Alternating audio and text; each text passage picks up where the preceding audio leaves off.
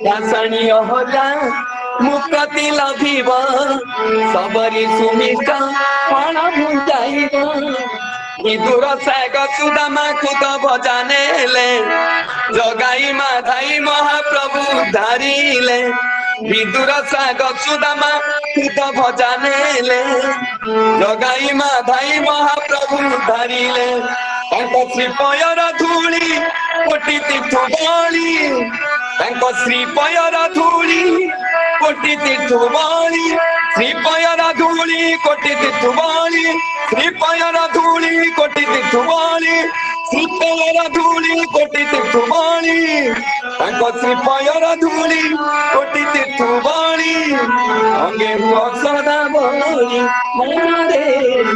अंगे हुआ सदा बली पदारे शंख जड़ा प्रदीप दिया हरि बोला हुड़ा हुड़ी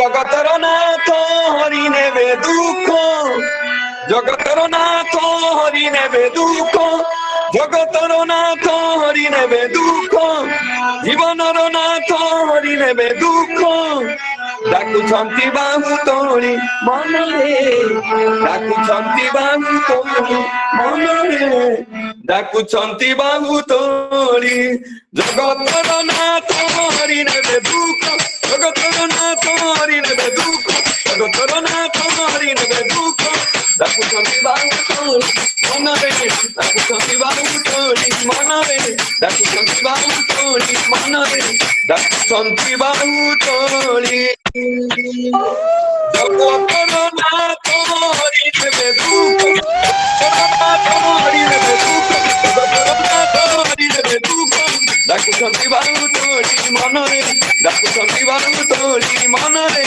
डाकुछंती बाहु तोड़ी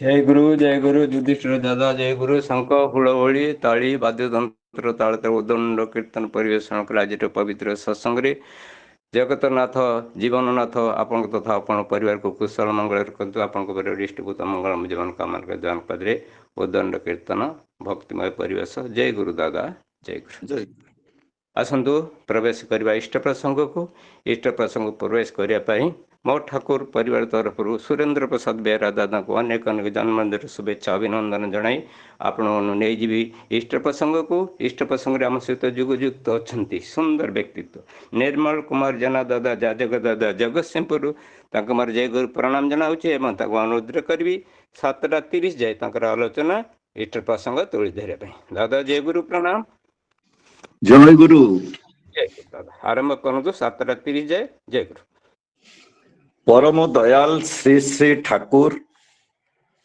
परमाराध्या जगत जननी श्री श्री बड़मा परम पूज्यपाद श्री श्री बड़दा परम पूज्यपाद श्री श्री आचार्य देव समस्तंकर रातुल चरण रे मोर अनंत कोटि प्रणाम 1370 दिन धरी मो ठाकुर डीपी वार्स ऑनलाइन सत्संग मुंबई महाराष्ट्र आम मान को प्रिय परमंकर लीलार कथा दयार कथा करुणार कथा भक्त मानकर अनुभूतिर कथा शुणे चली उद्योक्ता माँ माने भाई माने समस्ते इष्ट प्राण दिगरे निजको आगे आगे नौछंती अनुश्रुति ग्रंथरे परम दयाल श्री श्री ठाकुरंकर श्रीमुखरु निश्रुत हुए अस्खलित इष्ट सेवारे निष्ठा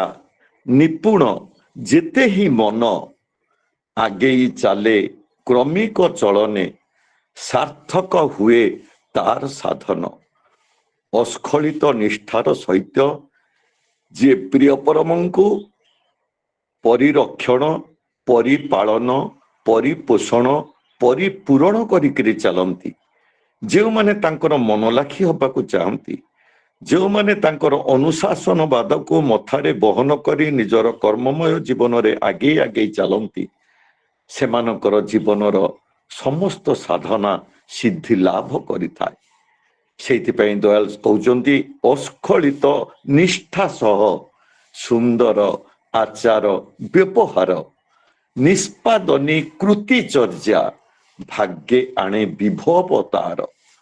ଅସ୍ଖଳିତ ନିଷ୍ଠାର ସହିତ ଯେ ପରିବାର ପରିଜନ ପରିବେଶ ସହିତ ସୁନ୍ଦର ସୁପ୍ରୀତିପୂର୍ଣ୍ଣ ବ୍ୟବହାର ଟିକକ କରିକିରି ଚାଲନ୍ତି। ମଣିଷ ଜୀବନର ସମ୍ପଦ ହେଲା ଟିକେ ବ୍ୟବହାର। ମଣିଷ କୋଟି କୋଟିପତି ହେଇଥାଉ ବା ନଗଣ୍ୟ ଗରିବ ହେଇଥାଉ, ତାର ବ୍ୟବହାର ଯେତେ ତୃପ୍ତିପ୍ରଦ ହବ, ଯେତେ ଅନ୍ୟର ମନକୁ ମୋହିତ କରିଦବ, ଯେତେ ଅନ୍ୟକୁ ଆପଣାର କରି ତୋଳିବ, ସେଇମାନଙ୍କର ଜୀବନଚର୍ଯ୍ୟା ସଦା ସର୍ବଦା ଇଷ୍ଟଙ୍କର ଆଡ଼କୁ ଆଗେଇ ଆଗେଇ ଚାଲିବ। ଆଉ ସେ ଈଶ୍ୱରଙ୍କର ବିଭବରେ ବୈଭବାନ୍ୱିତ ହେଇ ଉଠିବ। ପରମ ଦରଦୀଙ୍କ ପାଖରେ ଏକାନ୍ତ ପ୍ରାର୍ଥନା, ସ୍ନେହାଞ୍ଜଳି ମା, ସୁଦେଶନା ମା, ପ୍ରଜ୍ଞା ମଲ୍ଲିକ ମା, ଏହିପରି ଆଉ ସମସ୍ତ ମା ମାନେ ସେଇଭଳି ଅସ୍ଖଳିତ ନିଷ୍ଠାର ସହିତ ପ୍ରିୟ ପରମଙ୍କର ଏହି ଅନୁଷ୍ଠାନଟିକୁ ନିଜର ନିଶ୍ୱାସ ପ୍ରଶ୍ୱାସ ଥିବା ପର୍ଯ୍ୟନ୍ତ ଲାଗେଇ ରଖିଥାନ୍ତୁ। ନିଜେ ତୃପ୍ତ ହୁଅନ୍ତୁ, ତନ୍ମୟ ହୁଅନ୍ତୁ, ଆଉ ଆମମାନଙ୍କୁ ମଧ୍ୟ ତୃପ୍ତ ତନ୍ମୟ କରି ତୋଳନ୍ତୁ। ସଙ୍ଗୀତାଞ୍ଜଳିରେ ଯେଉଁମାନେ ଆଜି ଭାଗ ନେଇଛନ୍ତି, ବିଶେଷ କରି କୋରସ କୀର୍ତ୍ତନ ଭଜନରେ, ପରମ ଦୟାଲ ଶ୍ରୀ ଶ୍ରୀ ଠାକୁରଙ୍କର ଗୋଟେ ବାଣୀ ମନେ ପଡୁଛି, ନିଷ୍ଠା ନିପୁଣ ଅନୁଚର୍ଯ୍ୟାଏ ଭଜନ ଦୀପ୍ତ ଯେ ଭଗବାନ ତାର ହୃଦୟ ବାନ୍ଧା ଧନ୍ୟ ମାନୁସୁ ସେ। ନିଷ୍ଠା ନିପୁଣତାର ସହିତ ଯେ ପ୍ରିୟ ପରମଙ୍କୁ ମଥାରେ ବହନ କରି ଚାଲନ୍ତି, ଆଉ ଭଜନ ଦୀପ୍ତ ହୃଦୟ ନେଇ, ଭଜନ ମାନେ କଣ ଜାଣନ୍ତି? ଅନୁରାଗୀ ଅନୁଚର୍ଯ୍ୟା ଭଜନ ବୋଲେ ତାଏ। ଖାଲି ଗୀତଟିଏ ବୋଲି ଦେଲେ ହବ ନାହିଁ, ଖାଲି ଭଜନଟିଏ କୀର୍ତ୍ତନଟିଏ କରିଦେଲେ ହବନି। ଅନୁରାଗୀ ଅନୁରାଗର ଭଲ ପାଇବାର ଭିତରେ ଦେଇ ତାଙ୍କୁ ଯିଏ ପରିଚର୍ଯ୍ୟା କରିକିରି ଚାଲନ୍ତି, ଅନୁରାଗୀ ଅନୁଚର୍ଯ୍ୟା ଭଜନ ବୋଲେ ତାଏ। ମାଟି ଭଲ ଗୀତ ବୋଲୁଛନ୍ତି, କିନ୍ତୁ ପାରିବାରିକ ଜୀବନ ଭିତରେ ତାର ନିଜର ମାନେ ଆତ୍ମୀୟ ଶ୍ୱଶୁର ହୁଅନ୍ତୁ, ଶାଶୁ ହୁଅନ୍ତୁ ବା ଗୁରୁ ଗୁରୁଜନ ହୁଅନ୍ତୁ, କୌଣସି ଏକ କାମଟା ବରାଦ ଦେଲା ବେଳକୁ ଯଦି ବିରକ୍ତ ହେଇଯାଆନ୍ତି, ଯଦି ଅସହ୍ୟ ମନୋଭାବ ଆସିଯାଏ, ତାହେଲେ କିନ୍ତୁ ମୁଁ ଏକ ଦିଗରେ ଖାଲି ଠାକୁରଙ୍କୁ ଭଲ ପାଇଲି, କିନ୍ତୁ ଠାକୁରଙ୍କର ସୃଷ୍ଟିର ପ୍ରତି ପ୍ରତ୍ୟେକଙ୍କୁ ମୁଁ ଭଲ ପାଇ ପାରିଲେ ନାହିଁ। କାରଣ ମୁଁ ତାଙ୍କର ସୃଷ୍ଟିର ଏଇ ଜୀବଜଗତ ଠାରୁ ମଣିଷ ଜଗତ ପର୍ଯ୍ୟନ୍ତ ସମସ୍ତଙ୍କ ଭିତରେ ତାଙ୍କର ଉପସ୍ଥିତିଟାକୁ ଆଜି ପର୍ଯ୍ୟନ୍ତ ଅନୁଭବ କରିପାରୁନାହିଁ। ଏଇ ଭାବ କେବଳ ହୁଏ ଅଜ୍ଞାନତା ଯୋଗୁଁ, ଆଉ ଅଜ୍ଞାନତା ହେଉଛି ଦୁଃଖର କାରଣ। ଜ୍ଞାନ ପ୍ରାପ୍ତି ହେଲେ ମଣିଷ ସୁଖ ଶାନ୍ତି ଆନନ୍ଦର ଅଧିକାରୀ ହେଇଥାନ୍ତି। ଆଉ ଜ୍ଞାନ ପ୍ରାପ୍ତି ମଣିଷ କେତେବେଳେ ହୁଏ ନା, ଇଷ୍ଟଙ୍କୁ ମଥାରେ ବହନ କରି ତାଙ୍କର ଆଦେଶ ନିର୍ଦ୍ଦେଶଟାକୁ ଅନ୍ତର ଦେଇ ଭଲ ପାଇ ଜୀବନ ଚଳନୀରେ ପ୍ରସ୍ଫୁଟିତ କରି ତୋଳିଲେ ଏଇ ଭଲ ପାଇବାଟା ହବ। ଆଉ ଏଇ ଗୀତଟା ସେତେବେଳେ ସମସ୍ତଙ୍କୁ ଭଲ ଲାଗିବ। କାରଣ ମୁଁ ଯେମିତି ମାନେ କଥାଏ ଯେମନି ତେମନି କାଜେ, ସେଇ ଲୋକଟି ନଏକ ବାଜେ। ମୁଁ ଯେମିତି କହୁଛି, ଯେମିତି ମୋର ପ୍ରିୟ ପରମଙ୍କୁ ବନ୍ଦନା କରୁଛି, ତୃପ୍ତ କରୁଛି, ତନ୍ମୟ କରୁଛି, ତାଙ୍କର ସୃଷ୍ଟିର ପ୍ରତି ପ୍ରତ୍ୟେକଙ୍କୁ ସେମିତି ଭଲ ପାଇବି। ଠାକୁର ଗୋଟେ ବଢିଆ ବାଣୀ କହୁଛନ୍ତି ଦୋଷ ଗୁଲି ସବୁ ଏଡିଏ ଦେଖ, ଗୁଣ ଗୁଲି କାର କୁଥାଏ କି, ଗୁଣେর ব্যাপার বাড়িয়ে নিও এমনি କରି ସବୁ ଦେଖି। ଆମେ ମାନେ ପ୍ରତ୍ୟେକ କଳି ଯୁଗର ମଣିଷ, ଆଉ କଳି ଯୁଗର ସ୍ୱଭାବ ହେଲା ପରର ଖରାପଟାକୁ ଦେଖିବା, ପରର ଖରାପଟାକୁ ସମାଲୋଚନା କରିବା, ପର ଖରାପଟାକୁ ବିତରଣ କରିବା। ଭଲଟା ଆମକୁ ଭଲ ଲାଗେ ନାହିଁ। ଗୋଟିଏ ମାକୁ ଯଦି ଆମେ ପଚାରିବା, ମା ଜୟଗୁରୁ ସକାଳେ ପ୍ରାର୍ଥନା କରିଥିଲେ ନା? ହଁ। ନା ସତ୍ୟାନୁସରଣରେ କଣ ପଢିଥିଲେ କହିଲେ? ମା କହିବେ ମୋର କଣ ଆଉ ମନେ ଅଛି କି? ଅନେକ ମା କହିଦେବେ। ଆଉ ଜଣେ ମା କହୁଥିବେ ମୋର କଣ ମନେ ଅଛି କି? ମାନେ ମୋର ମୋ ପ୍ରିୟ ପରମଙ୍କ ପ୍ରତି ସେଇ ଭଲ ପାଇବାଟା ଏତେ ଅଟୁଟ, ଏତେ ନିଷ୍ଠା ତା ଭିତରେ ଅସ୍ଖଳିତ ନିଷ୍ଠା ଜାଗ୍ରତ ହେଇପାରି ନାହିଁ। ତେଣୁ କହିବାର କଥା ହେଉଛି, ଯେଉଁମାନେ ଗୋଟିଏ ଦିଗ ଦେଇ ଠାକୁରଙ୍କର এই ସୁଲଳିତ ସଙ୍ଗୀତକୁ ପରିବେଷଣ କରୁଛନ୍ତି ଭାଇମାନେ ମା ମାନେ, ସେମାନେ ଅନ୍ୟ ଦିଗଟାକୁ ମଧ୍ୟ ସେଇଭଳିକା ପ୍ରସ୍ଫୁଟିତ କରି ତୋଳନ୍ତୁ। ଆପଣମାନଙ୍କ ମୁହଁର ହସ, ଓଠର କଥା, ଆଉ ଆପଣମାନଙ୍କର ଆଖିର ଭଙ୍ଗୀ ସମସ୍ତଙ୍କ ଭିତରେ ଯେମିତି ଗୋଟେ ହୃଦୟ ମାନେ ଆତ୍ମୀୟତା ଭାବ ଜାଗ୍ରତ କରୁ। ପରମ ଦରଦୀଙ୍କ ପାଖରେ ଏକାନ୍ତ ପ୍ରାର୍ଥନା, ସଙ୍ଗୀତାଞ୍ଜଳିରେ ଭାଗ ନେଇଥିବା ମା ଭାଇମାନେ ନିରହଙ୍କାର ଜୀବନ ଯାପନ କରି ଏବଂ ସଦାସର୍ବଦା ପରିବାର, ପରିଜନ, ପରିବେଶ, ପରିସ୍ଥିତି ସହିତ ପ୍ରୀତିପୂର୍ଣ୍ଣ ବ୍ୟବହାର ଭିତରେ ସଂଯୁକ୍ତ ରହି ପ୍ରିୟ ପରମଙ୍କୁ ମଥାରେ ବହନ କରି ଆହୁରି ଆହୁରି ଆଗେଇ ଆଗେଇ ଚାଲନ୍ତୁ। ଜୀବନର ଶେଷ ନିଶ୍ୱାସ ପର୍ଯ୍ୟନ୍ତ ପ୍ରଭୁଙ୍କ ପାଖରେ ପ୍ରାର୍ଥନା କରି ନିଅନ୍ତୁ, ପ୍ରଭୁ କେତେ ଭୁଲ ତ୍ରୁଟି ଭିତରେ ଏ ଜୀବନ ଅତିବାହିତ ହଉଛି ଏକଥା ଆମେ ଜାଣିଛୁ, କିନ୍ତୁ ହେ ଦୟାମୟ ଆପଣ ଆପଣଙ୍କ ପାଖରୁ ମୋତେ କେବେ ଦୂରକୁ ଦୂରେଇ ଦେବେ ନାହିଁ। କେତେ ଜନ୍ମର ସାଧନାର ଫଳରେ, ପିତାମାତାଙ୍କର ଆଶୀର୍ବାଦ ଫଳରେ ମୁଁ ଆପଣଙ୍କୁ ଜୀବନର ପ୍ରୀତି କେନ୍ଦ୍ର ରୂପରେ, ଜୀବନର ଆଦର୍ଶ ରୂପରେ, ଜୀବନର ସଦ୍ଗୁରୁ ରୂପରେ ପାଇଛି। ଏଇ ସାମାନ୍ୟ ଭୁଲ ତ୍ରୁଟି ଯଦି ମୋର କିଛି ହୋଇଯାଏ, ଆପଣ ମୋତେ ଆପଣଙ୍କ ପାଖରୁ କେବେ ଦୂରେଇ ଦେବେ ନାହିଁ। ଏଇ ମୌଳିକା ମନୋଭାବ ନେଇକରି ମା ଭାଇମାନେ ସମସ୍ତେ ଚଳିବା ଦରକାର। ଆଉ ତାହେଲେ କଣ ହବ, ଆମେ ପ୍ରଭୁଙ୍କର ମନଲାଖି ମଣିଷ ହେଇ ଉଠିବା। ତାପରେ ତୃତୀୟ ଫେଜରେ ଆସୁଛନ୍ତି ମାନେ ଯୋଉମାନେ ଇଷ୍ଟଙ୍କର ଉଦ୍ଦେଶ୍ୟରେ ସବୁ ଭୋଗ ନିବେଦନ କରନ୍ତି, ଖାଲି ସତ୍ସଙ୍ଗ ପାଇଁ ନୁହେଁ। ଆଜି ଭାରତ ବର୍ଷର ବିଭିନ୍ନ ଆଡେ ପରମ ଦୟାଲ ଶ୍ରୀ ଶ୍ରୀ ଠାକୁରଙ୍କର ଏଇ ସତ୍ସଙ୍ଗ ମନ୍ଦିର, ବିହାର, କେନ୍ଦ୍ର ଆଉ ସବୁ ଗଢି ଉଠୁଛି ଏବଂ ବିଭିନ୍ନ ଆଡେ ମଧ୍ୟ ଉତ୍ସବ ମାନ ହଉଛି। ଆଉ ବିଭିନ୍ନ ଜାଗାରେ ସତ୍ସଙ୍ଗ ଭିତରେ ମଧ୍ୟ ଭୋଗ ନିବେଦନ କରିବାକୁ ପଡୁଛି। ଏଇ ଯେତେବେଳେ ଦବାର ମନୋଭାବଟା ଆମ ମାନଙ୍କ ଭିତରେ ଉଚ୍ଛଳିତ ହେଉଥିବ, ପରମ ଦୟାଲ ଶ୍ରୀ ଶ୍ରୀ ଠାକୁର କହୁଛନ୍ତି ଯେପରି ଦେବ ହେବ ମଧ୍ୟ ସେପରି, ଆଉ ପାଇବ ମଧ୍ୟ ତାହା ହିଁ। ଗୋଟିଏ ଧାଡିରେ ଆମ ମାନଙ୍କର ଏଇ ମଣିଷ ଜୀବନକୁ ସାର୍ଥକ କରି ତୋଳୁଛନ୍ତି। କାରଣ କଳି ଯୁଗର ଶ୍ରେଷ୍ଠ ତପସ୍ୱୀ ହେଉଛି ସିଏ ଯିଏ ଇଷ୍ଟାର୍ଥେ ଦାନ କରେ। ଇଷ୍ଟାର୍ଥେ ଯିଏ, ଇଷ୍ଟ ଶବ୍ଦର ଅର୍ଥ ମଙ୍ଗଳ, ଆଉ ସେଇ ମଙ୍ଗଳମୟ ପୁରୁଷଙ୍କର ଉଦ୍ଦେଶ୍ୟରେ ଯିଏ ଦାନ କରେ ସିଏ ଏ ଜୀବ ଜଗତରେ, ଏଇ ସଂସାର ଭିତରେ, ପରିବାର ପରିବେଶ ଆତ୍ମୀୟ ସ୍ୱଜନ ଭିତରେ ଗୋଟିଏ ଶ୍ରେଷ୍ଠ ତପସ୍ୱୀ ହେଇ ଉଠେ, ଗୋଟିଏ ଶ୍ରେଷ୍ଠ ଭକ୍ତ ହେଇ ଉଠେ, ଶ୍ରେଷ୍ଠ ଦାନୀ ମଧ୍ୟ ହେଇ ଉଠେ, ଆଉ ଭଲ ମଣିଷଟିଏ ହେଇ ଉଠେ। ତେଣୁ ଠାକୁର କହୁଛନ୍ତି ଭଗବାନଙ୍କୁ ଦେବା ମାନେ ହିଁ ଅସତକୁ କ୍ଷୟ କରି ସତରେ ଅଭିଦୀପ୍ତ ହେବା, ଆଉ ତାଙ୍କ ଠାରୁ ଚାହିଁବା ବା ନେବା ମାନେ ହିଁ ଅସତକୁ ପରିପୁଷ୍ଟ କରିବା। ବିଚାର ଆଜି ଆମ ମାନଙ୍କ ଉପରେ।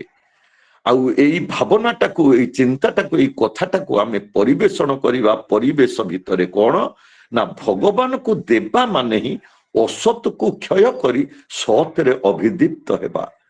ଦେଖନ୍ତୁ ସୁଦାମା ଖୁଦ ଭଜା ପିଲାଦିନେ ଖାଇ ଦେଇଥିଲା, ଚିର ଦରିଦ୍ର ବ୍ୟାଧି ଭୋଗ କଲା, ସାଧୁ ସାଧୁଙ୍କର ଜଣେ ସାଧୁଙ୍କର ନିର୍ଦ୍ଦେଶରେ ପୁଣି ଯାଇଛି ସେଇ ଖୁଦ ଭଜା ନେଇକରି ପ୍ରଭୁଙ୍କ ପାଖକୁ, ଆଉ ଦେଇଛି, ପୁଣି ତାର ସମସ୍ତ ଐଶ୍ୱର୍ଯ୍ୟକୁ ସେ ଫେରି ପାଇଛି।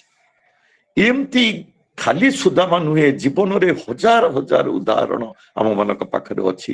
ଆମେ ସବୁ ଦେଖୁଛୁ, ଜାଣୁଛୁ, ଅନୁଭବ କରୁଛୁ, କିନ୍ତୁ ବୃତ୍ତି ପ୍ରବୃତ୍ତିର ଅଧୀନରେ ରହିଯାଉଛୁ, ମନର ଅଧୀନରେ ରହିଯାଇଛୁ। ତେଣୁ ଆମ ମାନଙ୍କର ଜୀବନ ସବୁ ଯୁଗରୁ ପ୍ରସ୍ଫୁଟିତ ହେଇପାରୁନାହିଁ। ସେଇଥିପାଇଁ ଦୟାଲ କହୁଛନ୍ତି ଇଷ୍ଟେর কাছে নিও না কিছু, দিও তাকে যত পার, নেওয়ায়ে বঢ়ে স্বার্থ বৃদ্ধি, দেওয়ায়ে প্রীতি হয়ে গাঢ়। ମୋର ମୋର ପ୍ରିୟ ପରମଙ୍କ ସହିତ ଭଲ ପାଇବା ଟାଣ ପ୍ରୀତିଟାକୁ ଜାଗ୍ରତ ଯଦି ଥରେ କରେଇ ଦେଲି, ତାହେଲେ ମୋ ଜୀବନର ସମସ୍ତ ଦୁର୍ଭୋଗକୁ ମୁଁ ଅତିକ୍ରମ କରି ଚାଲି ଯାଇପାରିବି। ଶ୍ରୀ ଶ୍ରୀ ଠାକୁର ବସିଛନ୍ତି, ଜଣେ ଭକ୍ତ ପର୍ଯ୍ୟନ୍ତ ଠାକୁର ଏଇ ଯଜନ ଯାଜନ ଇଷ୍ଟଭୂତି କଲେ ମଣିଷର କଣ ରୋଗ ଶୋକ ବ୍ୟାଧି ଯନ୍ତ୍ରଣା ଅଭାବ ଅନାଟନ କିଛି ରହିବ ନାହିଁ? ଠାକୁର ହସି ଦେଇକିରି କହୁଛନ୍ତି ଏଇ ଯଜନ ଯାଜନ ଇଷ୍ଟଭୂତି ମଣିଷ ଯଦି କରେ, ତାର ଭାବିବା, ତାର କହିବା, ତାର କରିବା ଯଦି ଗୋଟିଏ ସୂତାରେ ବାନ୍ଧି ହେଇକିରି ଯାଏ ତାହେଲେ ସିଏ ବଡ ବଡ ଦୁର୍ଭୋଗକୁ ଅତିକ୍ରମ କରି ଚାଲିବାର ଶକ୍ତି, এই ଶକ୍ତି ସେଇ ଯଜଞ୍ଜାଜନ ଇଷ୍ଟଭୃତିରୁ ପାଏ, ଗୁରୁଙ୍କର କୃପା ଦୟା ଭିତରୁ ପାଇଥାଏ।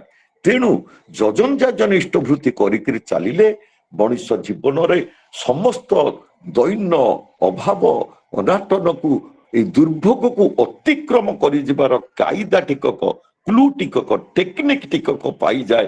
ମନ ଭିତରେ ଭକ୍ତି ଆଉ ଶକ୍ତିର ସାମଞ୍ଜସ୍ୟ ଆସି ପହଞ୍ଚିଯାଏ। ମଣିଷ ହାରିଯାଏ ନାହିଁ, ସଦାସର୍ବଦା ଜିତେ ସମସ୍ତଙ୍କ ପାଖରେ। ହାରିବା ତା ଇତିହାସରେ ନଥାଏ।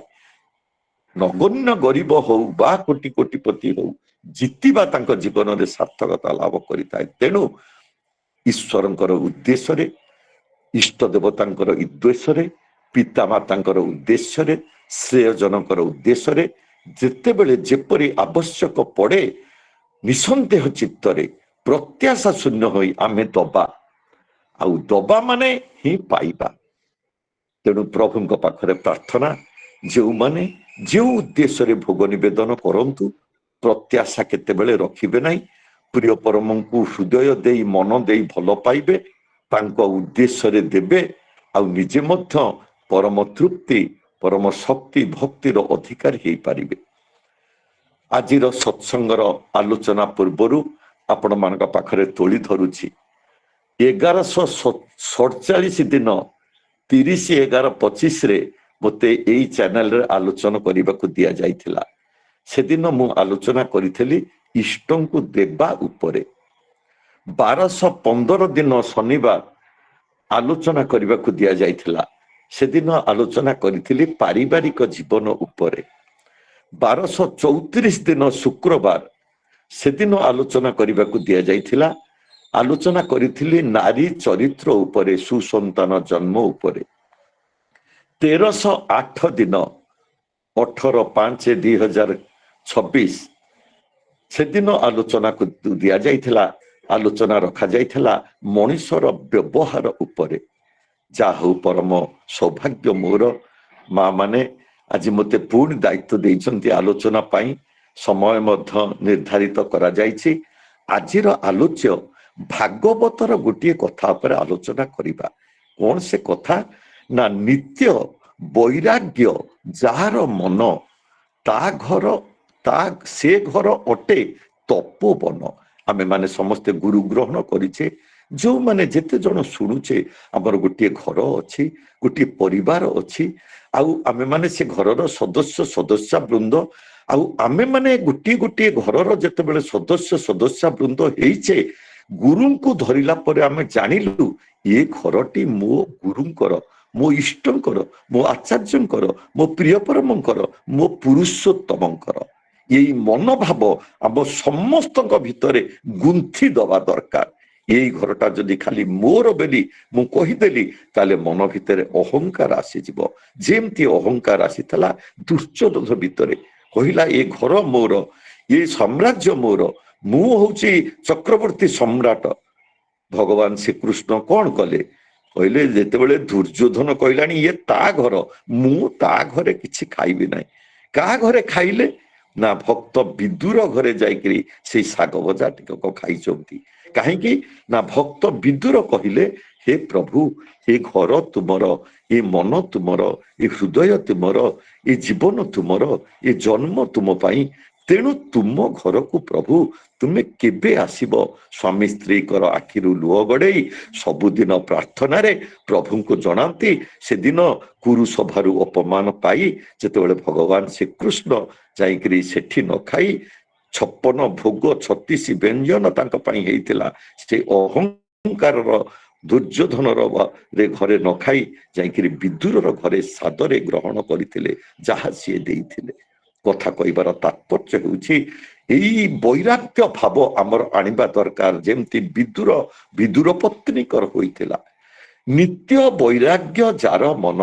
ଆମେ ମାନେ ପାରିବାରିକ ଜୀବନ ଯାପନ କରୁଛେ, ବାପ ମାଙ୍କ କୋଳରୁ ଜନ୍ମ ନେଇଛେ ଏବଂ ଭାଇ ବନ୍ଧୁ କୁଟୁମ୍ବ ସହିତ ପଞ୍ଚ ମହାଜୀବନକୁ ଅତିବାହିତ କରି ଚାଲୁଛେ, କିନ୍ତୁ ବୈରାଗ୍ୟ ଭାବ ଆସିବା ଦରକାର। ଗୋଟିଏ ସାରୁ ପତ୍ରରେ ଯେମିତି ପାଣି ଢାଳି ଦେଲେ ସେ ପତ୍ରରେ ସେ ପାଣି ଲାଗେ ନା, ପଦ୍ମପତ୍ରରେ ମଧ୍ୟ ସେଇଭଳି। ଏମିତି ସଂସାର ହଉଛି ମାୟାର ଅଧୀନ। ଆଉ ଏଇ ମାୟାର ଅଧୀନରେ ଯେତେବେଳେ ମଣିଷଟିଏ ଜନ୍ମ ନେଇଯାଏ, ସେ ମନର ଅଧୀନ ହେଇଯାଏ, ସେ ବୃତ୍ତି ପ୍ରବୃତ୍ତିର ଅଧୀନ ହେଇଯାଏ, ସେ କାଳର ଅଧୀନ ହେଇଯାଏ। ତେଣୁ ଏଇ ମନଟା ସଦାସର୍ବଦା ଅସଜଡ଼ା, ଅବୁଝା, ଅସଂଯତ, ଅହଙ୍କାରୀ, ସ୍ୱେଚ୍ଛାଚାରୀ, ଦୋଷଦୃଷ୍ଟି ସମ୍ପନ୍ନ। ଆଉ ଏଇ ମନ କଣ କରେ? ଏଇ ବାପ ମାଙ୍କ ଠାରୁ ଜନ୍ମ ନେଇଥିବା ଏଇ ଜୀବନଟାକୁ, ଏଇ ସତ୍ତାଟାକୁ ସଦା ସର୍ବଦା ପାପାସକ୍ତ କରି ତୋଳେ, ତଳ ଆଡକୁ ଟାଣି ଟାଣିକା ନେଇଯାଏ। ତାହେଲେ ଆମେ ଯଦି ଉପର ଆଡକୁ ନ ଯିବା, ଆମର ଶ୍ରଦ୍ଧା ଯଦି ଉଚ୍ଚସ୍ତ ନହେଲା, ଆମର ଭକ୍ତି ଯଦି ଉଚ୍ଚସ୍ତ ନହେଲା, ଇଷ୍ଟ ଆଚାର୍ଯ୍ୟ ଗୁରୁ ପୁରୁଷୋତ୍ତମଙ୍କ ଆଡକୁ ନ ଗଲା, ତାହେଲେ ମନ ଆଡକୁ ଚାଲିଗଲେ ଆମେ ଅସଜଡ଼ା, ଅବୁଝା, ଅସଂଯତ ହେଇଯିବା। ତେଣୁ ଏଇ ମନଟାକୁ ସେଇ ଇଷ୍ଟଙ୍କ ଆଡକୁ ନବାକୁ ହେଲେ ବୈରାଗ୍ୟ ଭାବରେ ଆମକୁ ଚଳିବାକୁ ପଡିବ। ପାରିବାରିକ ଜୀବନ ଭିତରେ ଏଇ ଘର, ଏଇ ଟଙ୍କା ପଇସା, ଏଇ ଲୁଗାପଟା, ଏଇ ଜୋତା, ଏଇ ପରିବାରର ଆସବାସ ଜିନିଷ, ଏଇ ସବୁ ମୋର ପ୍ରଭୁଙ୍କର ଦାନ। ମୋ ପ୍ରଭୁଙ୍କର ଇଚ୍ଛାରେ ଯଦି ଗୋଟିଏ ଗଛରୁ ପତ୍ରଟିଏ ପଡିପାରେ, ତାହେଲେ ଇଏ ମୋର ଯେ ବିବାହ ହେଇଛି, ମୋର ଯେ ପାରିବାରିକ ଜୀବନ, ମୁଁ ଯେ ପୁଅ ଝିଅ ହେଇକିରି ଜନ୍ମ ନେଇଛି, ଇଏ ସବୁ ମୋର ପ୍ରଭୁଙ୍କର ଇଚ୍ଛାରେ ହେଇଛି ବୋଲି ମୋତେ ବିଶ୍ୱାସ କରିବାକୁ ପଡିବ। ତାହେଲେ କଣ ହବ? ମନ ପ୍ରସ୍ଫୁଟିତ ହେଇ ଉଠିବ, ମନ ପ୍ରଜ୍ୱଳିତ ହେଇ ଉଠିବ, ମନ ପବିତ୍ର ହେଇ ଉଠିବ। ଆଉ ମନର ଅଧୀନରେ ରହିବ ନାହିଁ। ସିଏ ଖୋଜିବ ସେଇ ପ୍ରିୟ ପରମଙ୍କର ପ୍ରଦତ୍ତ ସେଇ ବିବେକ ଅଧୀନକୁ ଯିବା ପାଇଁ। ମଣିଷ ଯେତେବେଳେ ମନର ଅଧୀନ ହେଇଯାଏ, ସେ ମାୟାର ଅଧୀନ ହେଇଯାଏ। ମଣିଷ ଯେତେବେଳେ ବିବେକର ଅଧୀନ ହେଇଯାଏ, ସେ ମାଧବଙ୍କର ଅଧୀନ ହେଇଯାଏ। ମାଧବ କିଏ? ଯେ ମାୟାର ଅଧୀନ ନୁହନ୍ତି। ମାଧବ କିଏ? ନା ଯେ ଇଷ୍ଟ ଆଚାର୍ଯ୍ୟ ଗୁରୁ ପୁରୁଷୋତ୍ତମ ଈଶ୍ୱର ଭଗବାନ ସ୍ୱୟଂ। ତେଣୁ ଆମେ ମାଧବଙ୍କର ଅଧୀନରେ ଯେତେ ଦିନ ଯାଏ ନ ରହିବା, ତାହେଲେ ସଂସାରର ଏଇ ଜରା ବ୍ୟାଧି କଷ୍ଟ ଦୁଃଖ ମାନେ ଶୋକ ଅଭାବ ଅନାଟନରେ ପଡି ଛଟପଟ ହଉଥିବା ଜୀବନଟାକୁ ଉପଭୋଗ କରିପାରିବା ନାହିଁ। ତେଣୁ ନିତ୍ୟ ବୈରାଗ୍ୟ ଯାର ମନ, ଯୋଉ ମଣିଷଟାର ପୁଅଟିଏ ହଉ ବା ଝିଅଟିଏ ହଉ, ସେ ଜଣେ ସ୍ୱାମୀ ହଉ ବା ସ୍ତ୍ରୀ ହଉ, ସିଏ ଜଣେ ପୁରୁଷ ହଉ ବା ନାରୀ ହଉ, ନିତ୍ୟ ବୈରାଗ୍ୟ ଯାର ମନ, ତା ଘର ଅଟେ ତପୋବନ। ତପସ୍ୟାର ବନ ମାନେ ଏଇ ଘର ହଉଛି ଏକ ମାନେ ବନ ସଦୃଶ। ବନ ମାନେ ମାନେ ଘରଟାକୁ ଆମେ କଣ କହୁଛୁ? ଯେ ଗୋଟେ ଯେମିତି ଗୋଟେ ଆମର ତୀର୍ଥ, ଆମର ଗୋଟେ ଦେବାଳୟ ଭଳିକା। ଆଉ ସେଇ ଯେ ଗୋଟେ ବଗିଚାରେ ଯେପରି ବିଭିନ୍ନ ପ୍ରକାର ଫୁଲ ଫୁଟି ଆଉ ତାର ସୁଗନ୍ଧରେ ବଗିଚାଟାକୁ ମାନେ ସୁମଧୁର କରି ତୋଳେ, ସେମିତି ଆମେମାନେ ଆମମାନଙ୍କର ଘର ଭିତରେ ଜଣେ ଜଣେ ଜନ୍ମ ନେଇ ଆମମାନଙ୍କର ସ୍ୱଭାବ, ଚରିତ୍ର, ଆଚରଣ, କଥାବାର୍ତ୍ତା, ସେବା କାଇଦା ଢଙ୍ଗରଙ୍ଗ ଭିତରେ ଏଭଳି ଚଳିବା, ଏଇ ଘରଟାକୁ ଏକ ତପୋବନରେ ପରିଣତ କରିଦେଇ ପାରିବା। କେତେବେଳେ? ନା ବୈରାଗ୍ୟ ମନୋଭାବ ଆସିଲେ। ଭାଇ ଓ ମା ମାନେ, ଏଇ ବୈରାଗ୍ୟ ମନୋଭାବ ଆଣିବାକୁ ହେଲେ ଆମକୁ ପ୍ରଥମ ସତ୍ସଙ୍ଗକୁ ସଦାସର୍ବଦା ପାଥେୟ କରି ଚାଲିବାକୁ ପଡିବ। ଶିବ ପୁରାଣର କଥା, ସେଦିନ ଦେବଦେବ ମହାଦେବ ମାତା ପାର୍ବତୀଙ୍କୁ କହୁଛନ୍ତି, ହେ ପାର୍ବତୀ, ସତ୍ସଙ୍ଗ ବ୍ୟତୀତ ଅନ୍ୟ କୌଣସି ସଙ୍ଗତିରେ ମଣିଷ ପରମ ଜ୍ଞାନ ଲାଭ କରିପାରିବ ନାହିଁ। ଏହା ବେଦ ପୁରାଣ ମାନଙ୍କର ମତ। ପୁଣି ସେହି ସାଧୁସଙ୍ଗ ପ୍ରଭୁଙ୍କର ବିନା ଦୟାରେ ମଧ୍ୟ ଲାଭ କରି ହୁଏ ନାହିଁ। ଆମେ ମାନେ ଯୋଉମାନେ ସତ୍ସଙ୍ଗ ଶୁଣିଛେ, ଏଇ କେତେ ଜଣ ହଜାର ହଜାର ଲୋକ ଏକଥା ସୁଯୋଗ ପାଇପାରୁନାହାନ୍ତି। କାରଣ ପିତୃପୁରୁଷଙ୍କର ଆଶୀର୍ବାଦ, ଜନ୍ମ ଜନ୍ମାନ୍ତରର କର୍ମ ଫଳ, ଏ ଜନ୍ମର କର୍ମ ସେମାନଙ୍କ ଭାଗରେ ପ୍ରସ୍ଫୁଟିତ ହେଇପାରିନାହିଁ। ତେଣୁ ସେଇ ଈଶ୍ୱରଙ୍କର ଦୟାରେ ମଣିଷ ସତ୍ସଙ୍ଗ ଟିକକ ପାଇଥାଏ। ସତ୍ସଙ୍ଗର ପ୍ରଭାବରେ ଅତି ପାପୀ ମଧ୍ୟ ଉଦ୍ଧାର ପାଇଯାଇଥାଏ। ଦେଖୁନାହାନ୍ତି, ଜଗାଏ ମାଧାଏ ପାପୀ ছিল, ହରିର ନାମେ ଉଦ୍ଧାରିଲ।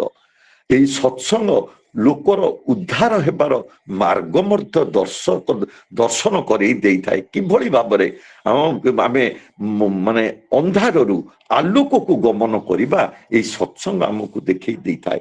ସତ୍ସଙ୍ଗ ବିବେକ ମିଶା ବୁଦ୍ଧି ଦ୍ୱାରା ପରିଚାଳିତ ହେଲେ କୁସଙ୍ଗ ଆଉ ରହିବ ନାହିଁ।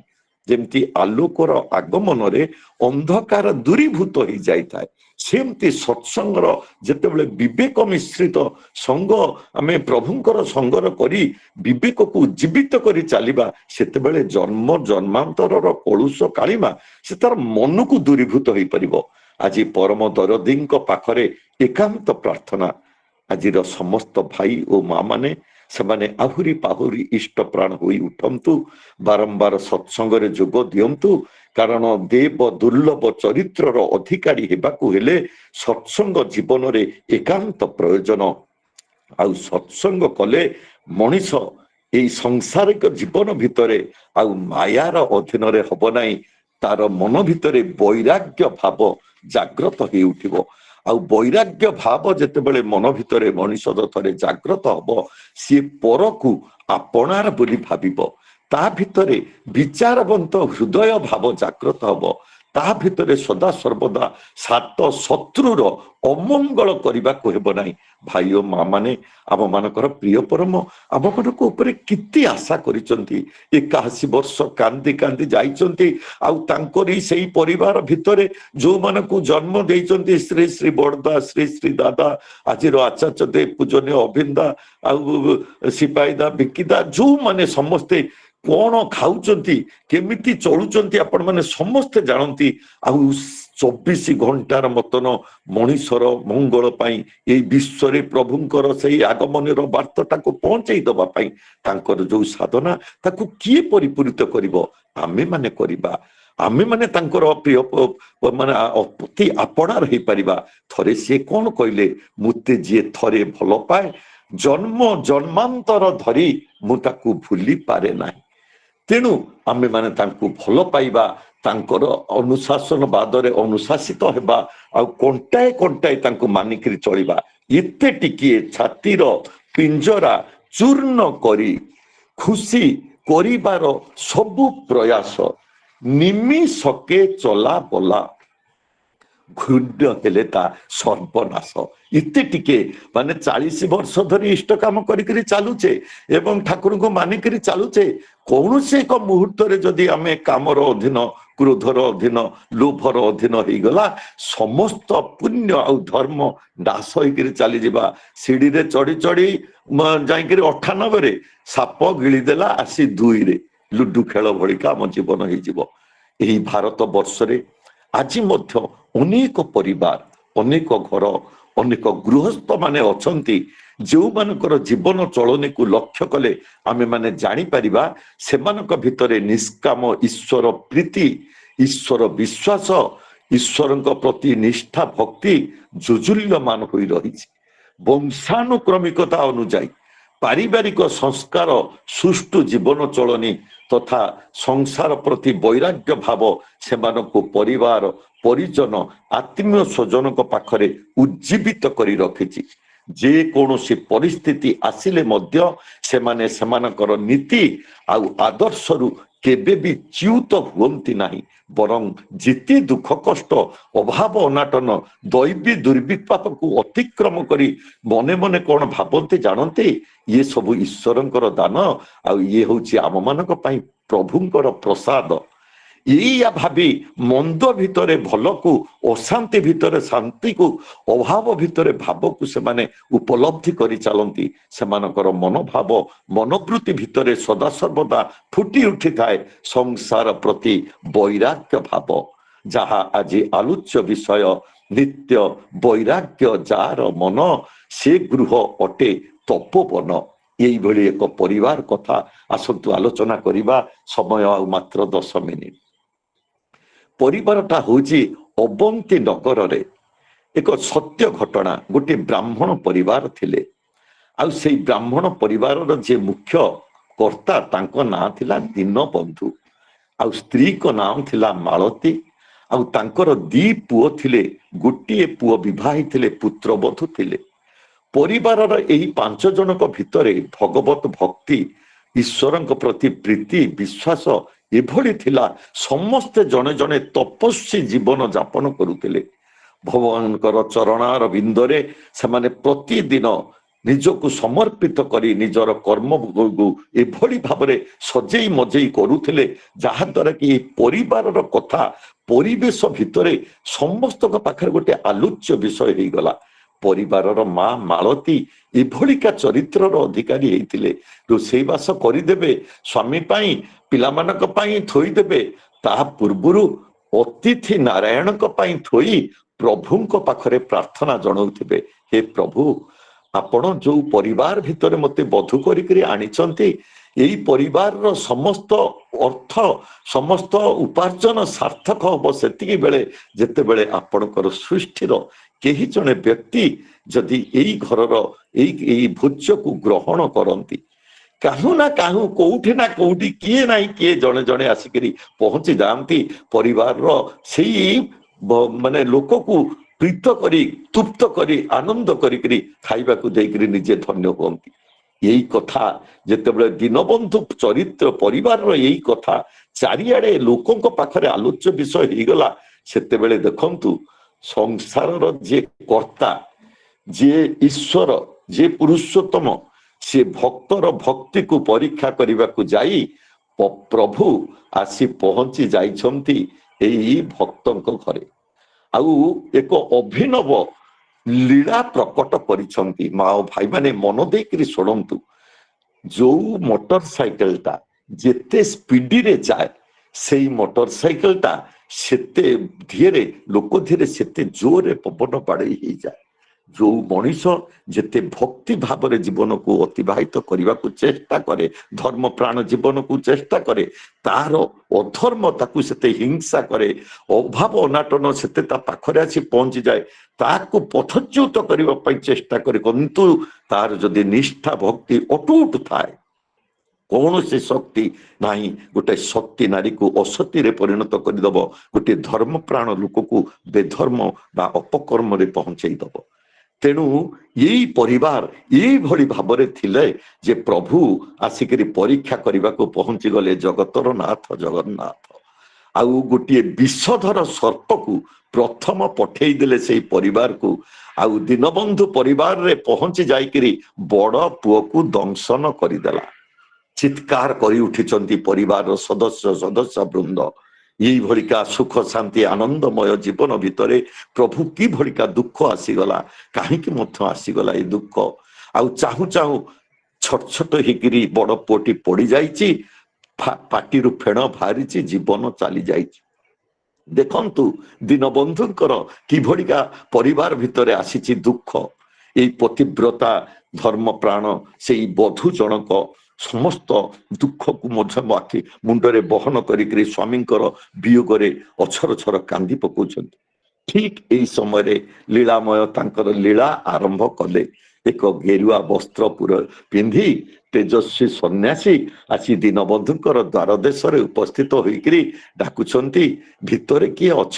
ଟିକେ ଶୁଣିବ, ସାତ ଦୁଆରୁ ବୁଲି ଆସିଛି, କିଛି ଖାଇବାକୁ ଟିକକ ପାଇନାହିଁ, ବହୁତ ଭୋକ, କଣ ଯଦି ଅଛି ଟିକେ ଦିଅନ୍ତି। ଦୀନବନ୍ଧୁଙ୍କର କାନରେ କଥା ପଡିଗଲା। ବିଚାରବନ୍ତ ହୃଦୟ, ବିବେକର ଅଧୀନରେ ଚଳିବା ଦୀନବନ୍ଧୁ, ଈଶ୍ୱର ଭକ୍ତି ପ୍ରୀତିରେ ଦୀନବନ୍ଧୁ, ଆଉ ଅତିଥି ନାରାୟଣଙ୍କୁ ସେବା ଦେଇକରି ଜୀବନକୁ ଅତିବାହିତ କରିବା ଦୀନବନ୍ଧୁ ସାଙ୍ଗେ ସାଙ୍ଗେ ବିବ୍ରତ ହେଇଯାଇଛନ୍ତି। କାନ୍ଦର ରୁଳା ଗୋଟାଏ ପଟରେ, ଆଉ ପ୍ରଭୁଙ୍କର ଡାକରା ଗୋଟାଏ ପଟରେ, କଣ କରିବେ ବିଚାର କରିପାରିନାହାନ୍ତି। ସାଙ୍ଗେ ସାଙ୍ଗେ ଆସି ପ୍ରଣାମ ନିବେଦନ କରିଛନ୍ତି, ଘର ଭିତରକୁ ଚାଲି ଯାଇଛନ୍ତି, ପଚାରୁଛନ୍ତି କଣ କରିବା କୁହ, କାନ୍ଦିବା ନା ଅତିଥି ନାରାୟଣଙ୍କୁ ସେବା ଦବା? ଯଦି ତାଙ୍କୁ ସେବା ନ ଦିଆଯାଏ ତାହେଲେ ଆମର ସମସ୍ତ ଧର୍ମ ପୁଣ୍ୟ ନାଶ ହବ। ଆଉ ଯଦି କାନ୍ଦିକିରି ତାଙ୍କୁ ଆମେ ମାନେ ଯଦି ଏଇ ମୃତ ଘରେ ମୃତ ଆମେ ମାନେ ସବୁ ଅଶୌଚ, ଏଇ ଅବସ୍ଥାରେ ତାଙ୍କୁ ଯଦି ଆମେ ସେବା ଦବା ତାହେଲେ ପାପ ହବନି।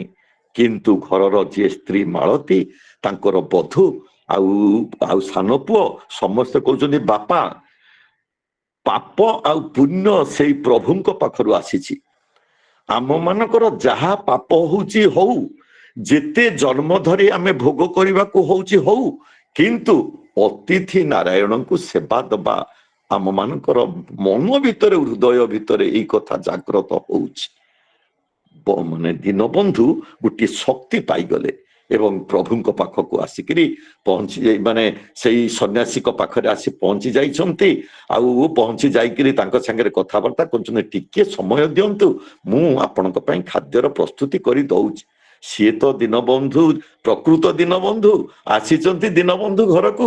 ଯେତେବେଳେ ରୋଷେଇବାସ ଗାଧୁଆ ପାଧୁଆ କରିକିରି ରୋଷେଇବାସର ସମସ୍ତେ କରିଛନ୍ତି, ଶବଟିକୁ ଖଟ ତଳ ଭିତରକୁ ଗୋଟେ ମସିଣାରେ ଗୁଡେଇକିରି ପୁରେଇ ଦେଇଛନ୍ତି। ଖାଇବାକୁ ଯେତେବେଳେ ଆଣିକିରି ବାଢି ଦବା ସମୟ ହେଇଯାଇଛି, ସେତେବେଳେ ସେଇ ସନ୍ନ୍ୟାସୀ କହୁଛନ୍ତି, ଆରେ ଦୀନବନ୍ଧୁ, ମୁଁ ଗାଁରୁ ଶୁଣିକିରି ଆସିଲି ତମ ଘରେ କାଳେ 5 ଜଣ ସଦସ୍ୟା, ଏଇ 4 ଜଣ ଦେଖାଯାଉଛ, ଏଇ ତୁମର ସ୍ତ୍ରୀ, ତୁମେ ଆଉ ତୁମର ବୋହୂ ଆଉ ସାନ ପୁଅ, ଆଉ ଜଣେ ପୁଅ କାହାନ୍ତି କି? ମୋର ଗୋଟାଏ ସ୍ୱଭାବ, ଘରର ସମସ୍ତ ସଦସ୍ୟ ମାନଙ୍କୁ ନେଇକିରି ମୁଁ ଭୋଜନ କରେ। ଜଣେ ଯଦି କିଏ କମିଯାଏ ମୁଁ ଭୋଜନ କରିବି ନାହିଁ, ଫେରିଯିବି। କାନ୍ଦି ପକେଇଛନ୍ତି ସମସ୍ତେ, ଚିତ୍କାର କରି ଉଠିଛନ୍ତି, କି ପରୀକ୍ଷା ପ୍ରଭୁ ତୁମେ ଦଉଛ? ଆଉ କେତେ କଷ୍ଟ ମଣିଷ ସହିବ ଏ ଜୀବନରେ? ବଡ ପୁଅ ତ ଚାଲିଗଲା, ଆଉ ପରୀକ୍ଷା କରିବାକୁ ଆସିଛ। ଆମେ କେବେ ଆମ ନୀତିରୁ ଚ୍ୟୁତ ହବୁ ନାହିଁ। ସମସ୍ତ ପରିସ୍ଥିତି ଭିତରେ ଆମେ ସଂକଳ୍ପବଦ୍ଧ, ତା ଦେହରେ ପୁଣି ପରୀକ୍ଷା। ଲମ୍ବ ହେଇକିରି କାନ୍ଦିକିରି ପଡି ଯାଇଛନ୍ତି ସନ୍ନ୍ୟାସୀଙ୍କର ପାଦ ତଳେ ଏଇ ଦୀନବନ୍ଧୁ ଭକ୍ତ। ଆଉ ପଡି ଯାଇକିରି ସବୁ କଥା କହି ପକେଇଛନ୍ତି। ସାଙ୍ଗେ ସାଙ୍ଗେ ଗର୍ଜନ କରି ଉଠିଛନ୍ତି ସେଇ ସନ୍ନ୍ୟାସୀ ଜଣକରେ, ରେ ଦୀନବନ୍ଧୁ, ତୁ ଏଡେ ନିଷ୍ଠୁର। ତୋର ବଡ ପୁଅ ଯିଏ ରୋଜଗାର କରିକିରି ତମକୁ ଦଉଥିଲା, ଯିଏ ବଡ ପୁଅ ଆଜି ମୃତ, ସିଏ ତାକୁ ପକେଇ ଦେଇକିରି ତମ ମନ ଭିତରେ ଗୋଟିଏ କାହାର ମୁଁ ଦୁଃଖ ଦେଖୁନି, ତମେ ମୋର ଖାଇବା ପାଇଁ ବ୍ୟସ୍ତ ହେଇ ଉଠିଛ। ତମେ ସବୁ ମଣିଷ ନା ପାଷାଣ୍ଡ?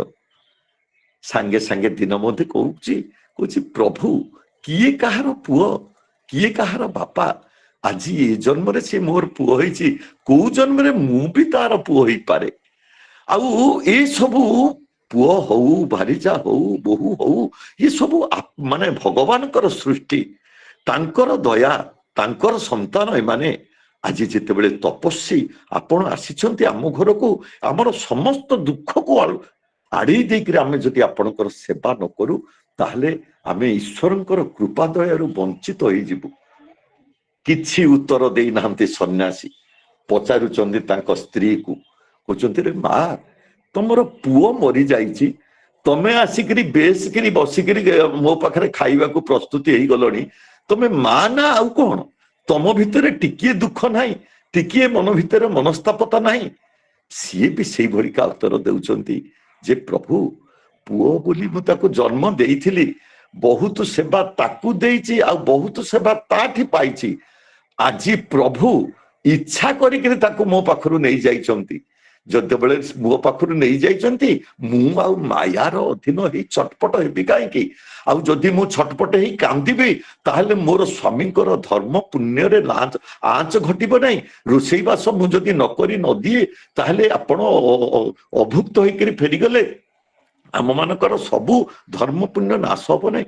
ତେଣୁ ମୁଁ କାନ୍ଦିବା ଦରକାର ନାହିଁ, ପ୍ରଭୁ ଦେଇଥିଲେ, ପ୍ରଭୁ ନେଇଗଲେ।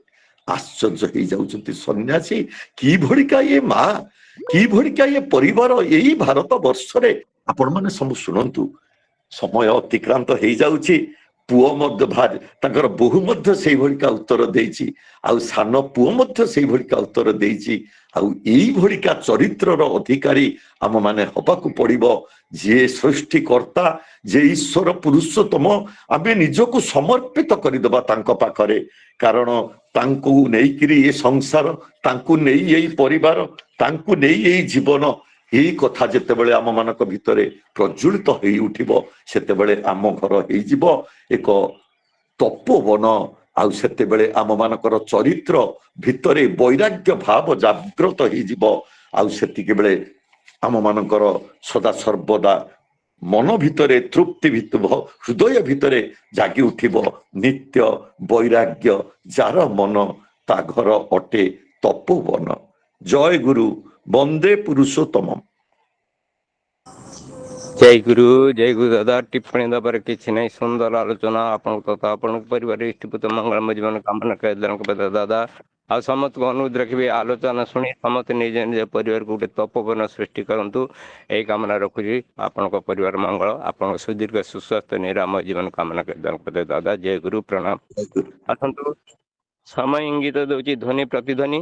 ଈଶ୍ୱର ଚନ୍ଦ୍ର ଦାଦା ସପ୍ରତିରିତି ବୁର୍ଲା ଏବଂ ଅଶ୍ୱିନୀ ବିଶ୍ୱାଳ ଧ୍ୱନି ପ୍ରତିଧ୍ୱନି ମାଧ୍ୟମରେ ସତ୍ସଙ୍ଗ ସାଙ୍ଗ କରିବା ପାଇଁ ଅନୁରୋଧ ରଖେ।